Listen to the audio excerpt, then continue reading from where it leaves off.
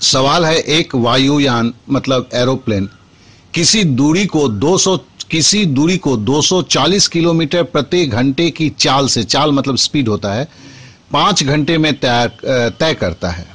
उसी दूरी को 1.2/3 घंटे में पूरा करने के लिए उसकी चाल अर्थात स्पीड क्या होगी? देखिए, हम जो जानते हैं, पहले एक नियम को थोड़ा सा हम दिमाग में कर लें। वो नियम क्या है? बहुत ही सिंपल है। स्पीड जो होता है एस बराबर होता है d/t। यहाँ d स्टैंड करता है डिस्टेंस या दूरी बोलिए, t स्टैंड करता है t मतलब टाइम या समय। अब देखिए, ये जो एरोप्लेन की बात किया जा रहा है वो क्या करता है? 240 किलोमीटर की प्रति घंटे का स्पीड है, मतलब 1 घंटे में 240 किलोमीटर जाती है, तो 5 घंटे में कितना जाएगी? 240 गुने 5 हो गया।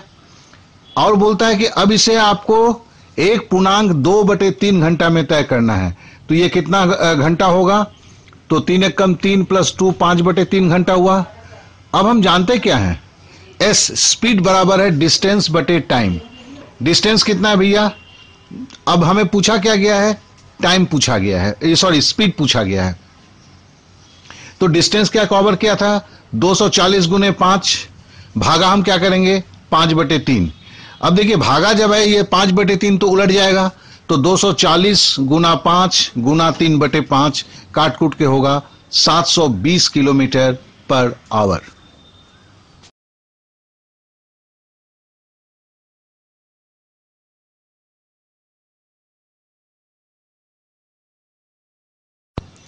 एक रेलगाड़ी 45 किलोमीटर प्रति घंटे की गति से चल रही है।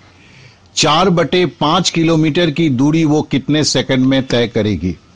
देखिए, यहां एस बराबर मैंने लिख लिया 45 किलोमीटर प्रति घंटे, लेकिन पूछता क्या है क्वेश्चन में? कितने सेकंड में तय करेगी।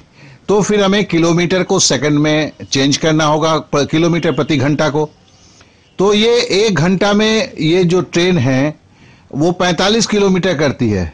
1 घंटा मतलब कितना सेकंड होता है? 60 गुना 60 मतलब 60 सेकंड का 1 मिनट और 60 मिनट का 1 घंटा बराबर हो गया 3600। तो हमने 45 को पहले 3600 से भागा देंगे तो क्या निकलेगा? किलोमीटर प्रति सेकंड। अब देखो, t बराबर क्या होता है? समय बराबर क्या होता है? दूरी बटे चाल, या t बराबर d/s। तो हमें समय निकालना है। हमें डिस्टेंस दिया हुआ है 4/5 किलोमीटर, और उसे अब देखिए भागा देना है। भागा देना है 45/3600, तो ये उलट जाएगा, क्या होगा? 3600/45 हो जाएगा, और काट कूट के होगा आपका 64 सेकंड। तो थोड़ा सा इसमें जो है ये काट कूट को थोड़ा सा नजर में डालिएगा और देखिएगा, एक चीज को दिमाग में रखिएगा कि यहां सेकंड को घंटे को जो है सेकंड में चेंज किया गया है।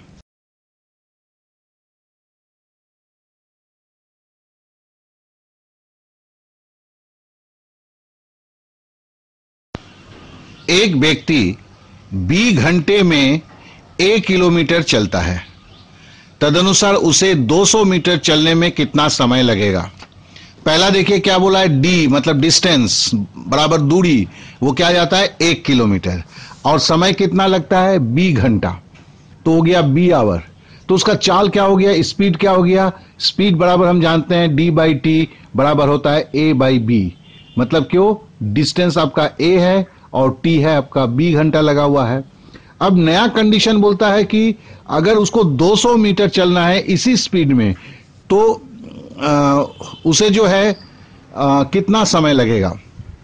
तो फिर हमने पहले देखिए 200 मीटर है, मामला सब किलोमीटर में था, पहले d देखिए किलोमीटर में था, इसलिए 200 मीटर को हमें पहला चेंज करना होगा किलोमीटर में। 1000 मीटर का 1 किलोमीटर होता है, इसलिए हमने 200 को 1000 से भागा दे दिया, हो गया 0.2 किलोमीटर। अब क्या है? देखिए, समय बराबर क्या होता है? दूरी बटे चाल, या d/s, या डिस्टेंस बाय स्पीड। तो डिस्टेंस क्या है यहाँ पे? 0.2 किलोमीटर, और स्पीड देखिए पहले हमने निकाला हुआ है s बराबर a/b, तो क्या हुआ? 0.2/a/b। अब देखिए 0.2 के नीचे a/b है, a/b पलटी मारेगा तो क्या होगा? 0.2 × b/a। अब 0.2 का अब देखिए यहाँ दशमलव हमको हटाना है, तो क्या लिखेंगे? 2/10, पॉइंट का हो गया 10, तो 2/10 गुना b/a। 2 से 10 कट गया, 5 हो गया, तो b/4 5A ये फाइनल आंसर निकला।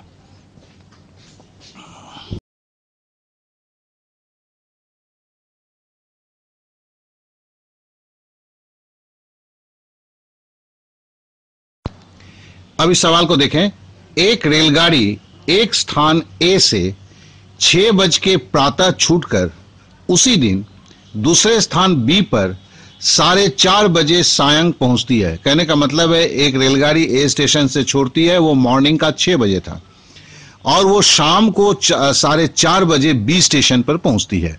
यदि उस रेलगाड़ी की गति मतलब स्पीड 40 किलोमीटर प्रति घंटा हो तो रेलगाड़ी द्वारा तय की गई दूरी कितनी थी। तो कहने का मतलब है इसमें डिस्टेंस पूछा गया है। पहले जरा देखें कि सुबह 6 बजे से लेके शाम 6 बजे तक कितना होता है, 12 घंटा होता है, सुबह 6 से शाम 6। लेकिन ट्रेन पहुंच गई क्या 4:30 बजे, मतलब 4:30 से 6 1.5 घंटा पहले। तो 12 से अगर हम 1.5 घंटा घटाएंगे तो क्या होगा 10.5 घंटा।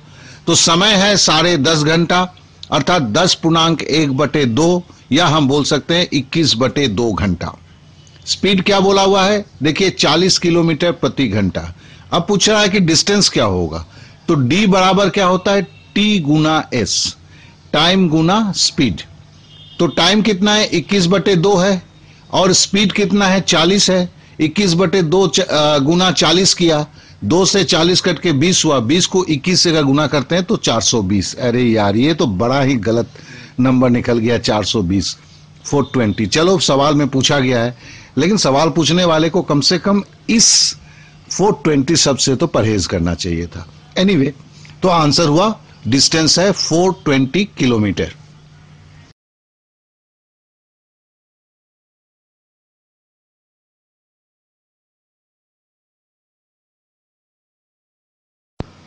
इस सवाल को देखें। एक व्यक्ति 18 किलोमीटर प्रति घंटा की दर पर घुड़सवारी करता है। तो घुड़सवारी करता मतलब स्पीड हो गया ना, लेकिन प्रत्येक 7 किलोमीटर पूरा होने पर घोड़ा बदलने के लिए 6 मिनट रुकता है। मतलब क्या है, हर 7 किलोमीटर के बाद वो घोड़ा बदल देता है। 90 किलोमीटर की तय दूरी करने में उसे कितना समय लगेगा। तो 7 मिनट का जो समय है वो चेंज टाइम या रेस्ट टाइम हम पकड़ लेते हैं। बेटर होगा कि ये दूसरे सवाल में रेस्ट के लिए बोला गया है, तो हम तरह तरह के सवाल इस पे आते हैं। ये एक टाइप है, तो इसे हम रेस्ट टाइप लेंगे। अब जरा ध्यान देंगे कि 7 किलोमीटर के बाद वो रेस्ट लेता है या घोड़ा चेंज करता है। तो हम 90 किलोमीटर गया है, तो 90 डिवाइडेड 7, तो 7 12 84 होता है। तो 12 के बाद हम 13 सते 91 है, 9 किलोमीटर है। लेकिन 91 किलोमीटर के बाद तो 90 के पहुंच ही जा रहा है। इसके लिए हम क्या लिखेंगे, 12 टाइम लिखेंगे। हम देखिए 90 को 7 से भागा दे रहे हैं, जेहन में ये रखेंगे कि कितनी बार, जो अगर सपोज कि अगर 91 होता तो भी क्या मैं 13 बार लेता, 13 सते 91 नहीं, 12 बार, क्योंकि 13वें बार तो वो पहुंच जा रहा है ना, इसको दिमाग में रखेंगे। अब देखिए टोटल टाइम क्या होगा। टोटल टाइम है कि उसके घोड़ा पे जाने का समय था, और दूसरा था उसका रेस्ट टाइम या घोड़ा बदलने का समय था। अब टोटल टाइम मतलब है जाने का जो समय, ट्रेवल टाइम जो है वो कितना निकलेगा, वो निकलेगा कितना डिस्टेंस गया हुआ है और उसका स्पीड क्या था। तो 90 किलोमीटर गया हुआ है और उसका स्पीड दिया है 18 किलोमीटर, तो 90/18 हो गया। और रेस्ट टाइम क्या था, 12 बार उसका रेस्ट लिया हुआ था, हर बार रेस्ट के लिए उसको 6 मिनट का जरूरत होता, तो 12 6 72। अब इनको जोड़ दिए तो 90/15 जो हुआ या 18 हुआ, तो उसमें 5 निकला, और 12 गुना 6, अब ये मिनट है, इसे घंटा में हमें चेंज करना है। देखिए क्या है कि पहले का जो है वो सब है, स्पीड जो है प्रति घंटा है, तो 90 किलोमीटर है, तो वो जो जवाब निकलेगा वो घंटे में होगा। घंटे के साथ घंटा जुड़ेगा, मिनट नहीं जुड़ सकता है। तो हम 12 मिनट जो हो रहा है, 12 मिनट को घंटे में चेंज कर रहे हैं। घंटे में अगर 12 बार जो 6 मिनट करके है, तो 12 गुना 6 उसको हम घंटे में चेंज कर रहे हैं, तो उसको 60 से भागा दे दिया। तो क्या हुआ, 5 पूर्णांक प्लस 1 पूर्णांक 1/5 जोड़ेंगे तो क्या हुआ, 6 पूर्णांक 1/5 घंटा होगा। अब घंटा में 6 घंटा तो है, अब है कि 1/5 घंटा कितना मिनट होगा, यह जानने के लिए क्या करेंगे, 1/5 को 60 से गुना करेंगे, क्योंकि 60 मिनट का 1 घंटा होता है, तो काट कूट के हो जाएगा 12 मिनट। इस तरह आंसर क्या आ जाएगा, 6 घंटा 12 मिनट। बस यही आंसर है।